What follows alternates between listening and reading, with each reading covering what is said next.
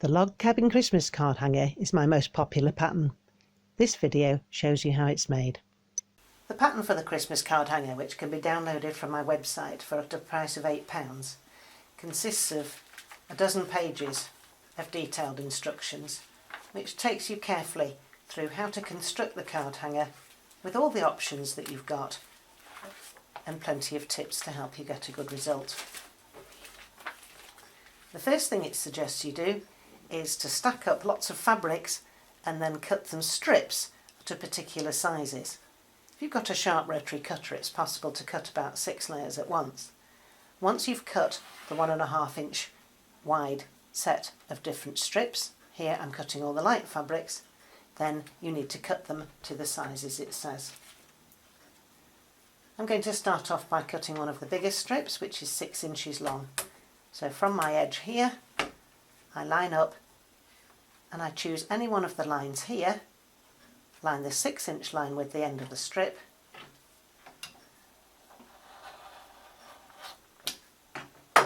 check I've cut through them all at once. Now I've got a stack of 6-inch strips. What I need next is the next size 5.25 inch, so I line up the 5.25 inch line at the end, making sure again I've got one of the horizontal lines along the edge of the strip. Now I've got the next stack that I need, and I can keep cutting.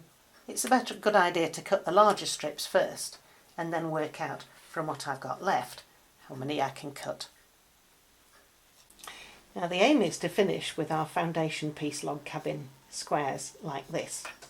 We're going to start off with this square of Vilene quick screen to use as a foundation. The advantage of this is it has these blue lines already drawn on it, which means that we can give a really accurate result. It's easy to find this from stockists on the internet, and I can recommend somewhere if necessary. You have to be careful to note that the sizes of the pattern won't work if you try and just stitch it with a normal 1/4 inch seam, because it's designed to work with these squares, which are actually 1 centimetre, although you don't need to worry that. We're going to start off with the red square that's going to end up at the centre of the foundation piece log cabin. Some people think that the red represents the hearth at the centre of the home. I'm going to put this on the side of the quick screen, which has no lines on it. And I'm going to put it right in the middle, like this.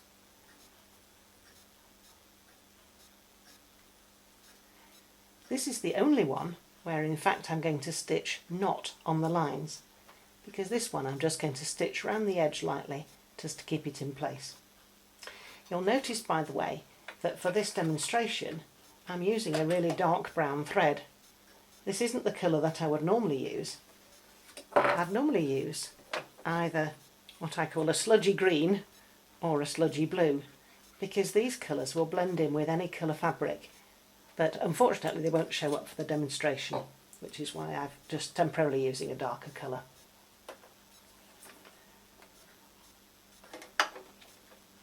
So for this I'm just going to stitch around near the very edge of the red square.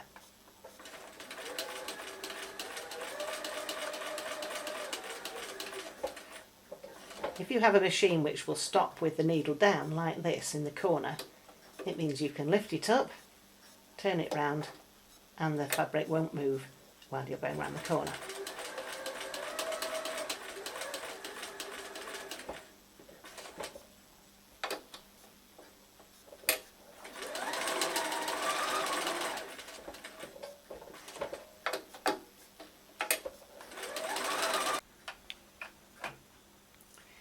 You'll notice I've got the square stitched through. If you look at it now from the side with the lines on, you can see when you hold it up to the light how the red square is now behind those 4 central squares.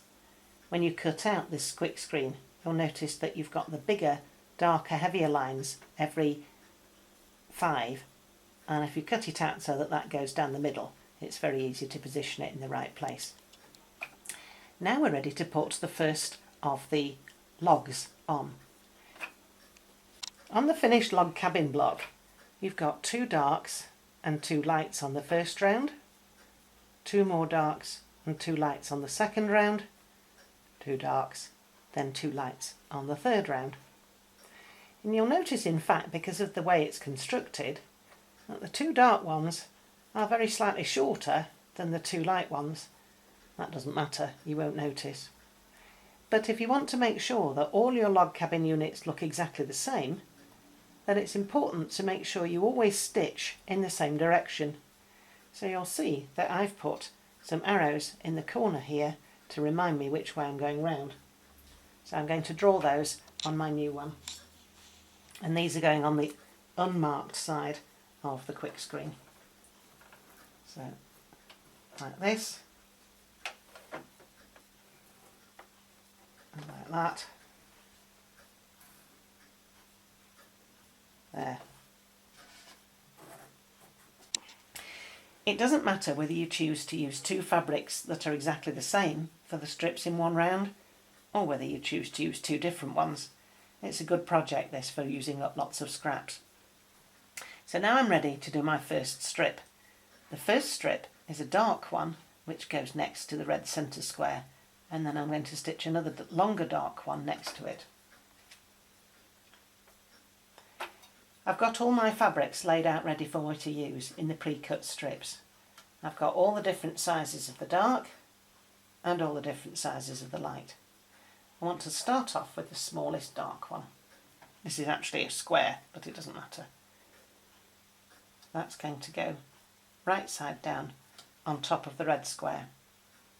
Now, foundation piecing is not stitched from this side, it's stitched from the other side. And this is where we need the lines on the side we're going to stitch. We've got our red square within those 4 central squares, and we're actually going to stitch the seams 1 line in from the edge. So there's the edge of the squares. We're going to stitch along this line. So put a pin along the line that you're going to stitch. It's a good idea to turn back to the other side, flip it out. Yes, that's going to be in the right place, isn't it? Back to this side to actually do the stitching on the machine. Here's my pin on the blue line that I'm ready to stitch. I know some patchworkers like to put their pins in this way round when they're stitching. I would recommend for this project that you do put the pins along the blue lines where you're going to stitch, because it's very easy to go in the wrong place if you're not careful. You want to start stitching a little away from the edge of the seam that you want to stitch. Start before it, stitch along the line,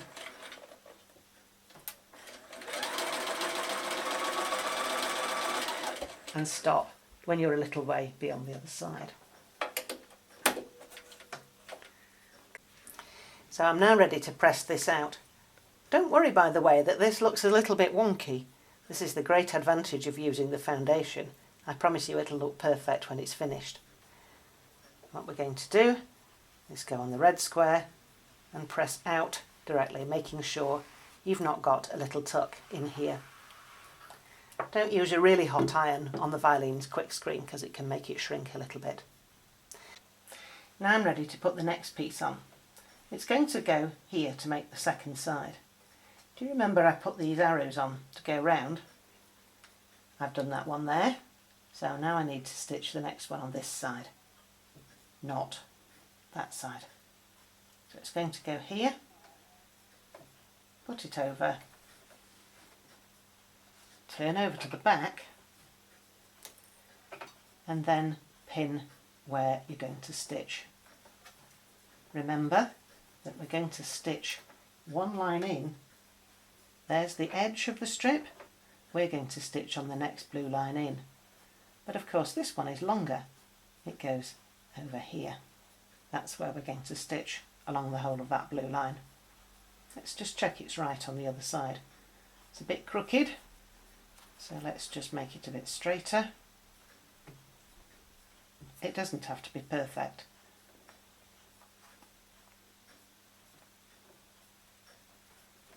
Did we put it in the right place? Yes, if we do that, we're going the same way round as the clockwise arrows. Remember, we're going to stitch it from the side with the blue lines on. So back to the machine. Start stitching before the fabric, along the blue line.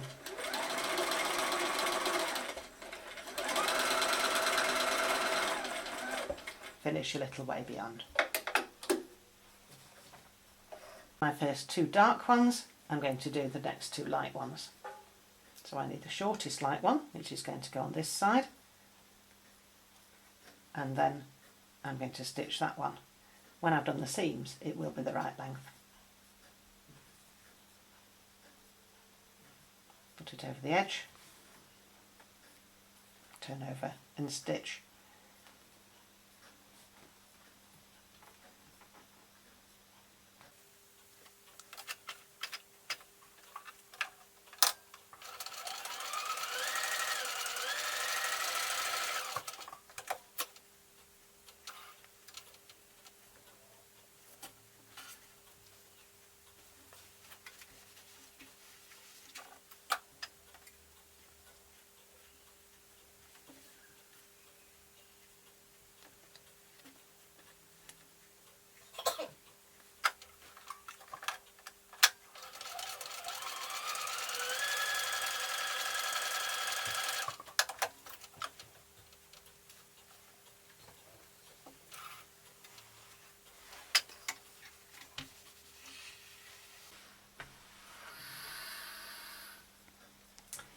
And that's my first round complete. I'm now going to put on two more rounds in exactly the same way. So now I've done the first round and I've done the second round, and I'm ready to put the final round on. Just a little tip about when you line up a next round on an earlier one. You can see that some of mine are nearer the blue lines than others. This doesn't matter because you've actually got quite a wide seam allowance.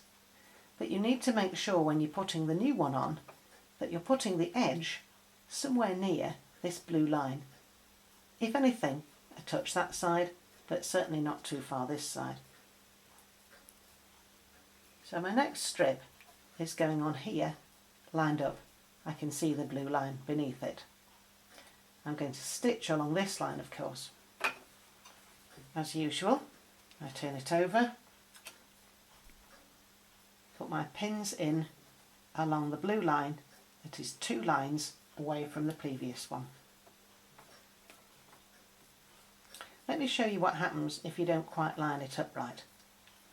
When it's right, when I stitch and flip out, it means that my next line of stitching on this blue line 2 away from that one is going to be trapped by the seam allowance. If I made a mistake with how I lined the first one up, if that was too far over, for instance, here, when I stitch along this blue line, my seam allowance is now too big and I won't be able to securely stitch along this blue line to do the next one. So it's always a good idea, before you actually stitch it, to flip it out and make sure you're going to have enough seam allowance for the one after it. I'm going to add all the next round on now. Right, and that's another block finished. You can see that it's a bit wonky around the edges, but it doesn't matter because the lugs in the middle, where they're going to be finished, are beautifully even because we've stitched, as you can see, always 2 blue lines apart on the back, and that gives you this really nice neat finish. Once you've finished the final log cabin, the next step is to add the pocket and the elastic so that it'll hold cards. By the way, if you're making a table runner instead, you don't need to do this step. But for the pocket, you need to take a square of the fabric you've chosen. A metallic fabric looks nice, but if you choose to do the same, make sure it's something like cotton lame. Some metallic fabrics are rather fragile and won't stand up to the use that you're going to use it for. Fold it corner to corner along the diagonal and press the fold.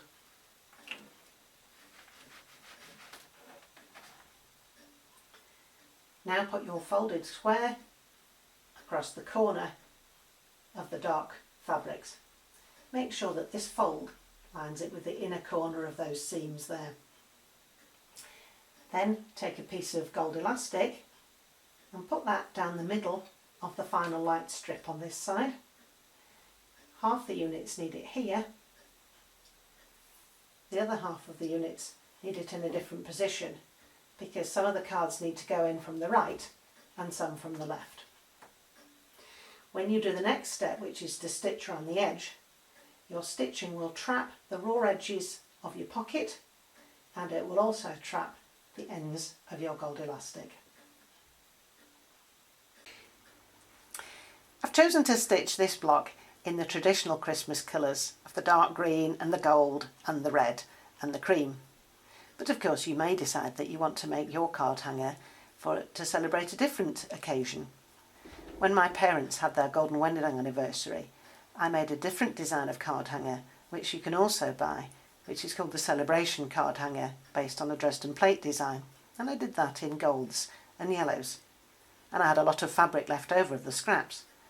So I'm also making a second set of the log cabin ones done in the fabrics which would suit an occasion like that. You can see that what I've done after I've finished the basic block, the next step is to stitch just round the edge to hold it down securely. After you've done that, you then trim away on the outside line like this so that you get left with the part of the blocks you want to use. Now I'm going to show you how they're going to be laid out when eventually I've got enough to finish the project. The original card hanger design has the blocks all the same way up, and they're arranged like this with a zigzag pattern. And what we're going to do is to take some setting triangles to bring it to a straight-sided finish. That's going to go there, that's going to go there, and there, and there. Obviously I've not trimmed these yet, but that one will go there, and you can see how the design's going to finish off like that.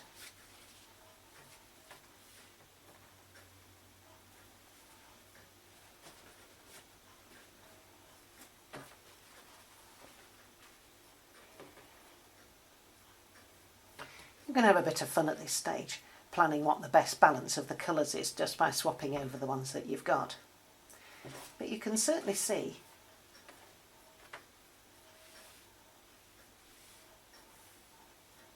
that the design is made up of units like this.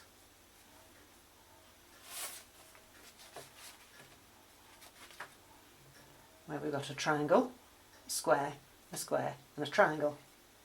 And then the same again and again. They're going to be stitched together like this to make the long thin final version of the hanger, which is going to go over your door. There are two options that you can do to change things here. The first option is to try different colours for your setting triangles. And I've got a yellow here I'm going to try as well.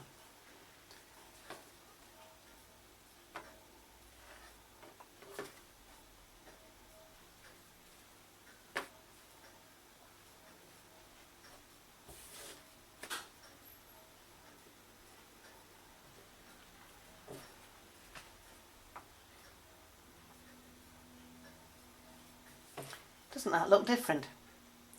It's interesting if you look at the original card hanger that I've got here.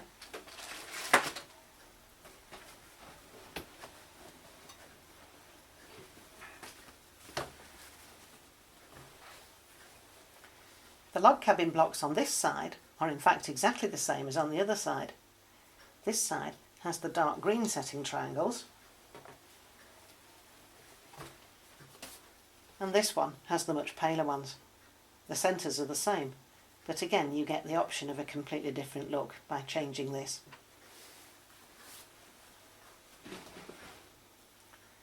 as well as changing the colour of the setting triangles, the other option you have is to turn these round in the centre.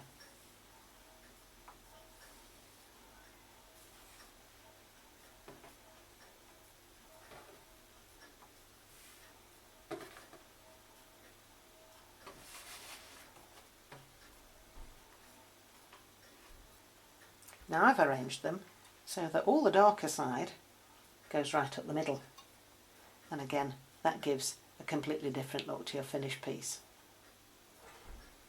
If you think you'd like to make a Christmas card hanger too, then you can buy the download pattern for £8 from my website carolyngibbsquilts.co.uk. On the website or on YouTube you can see another video too, showing how easy it is to hang the card hanger over a door in your home and then tuck the cards under the elastic into the pockets to display them throughout your festive period.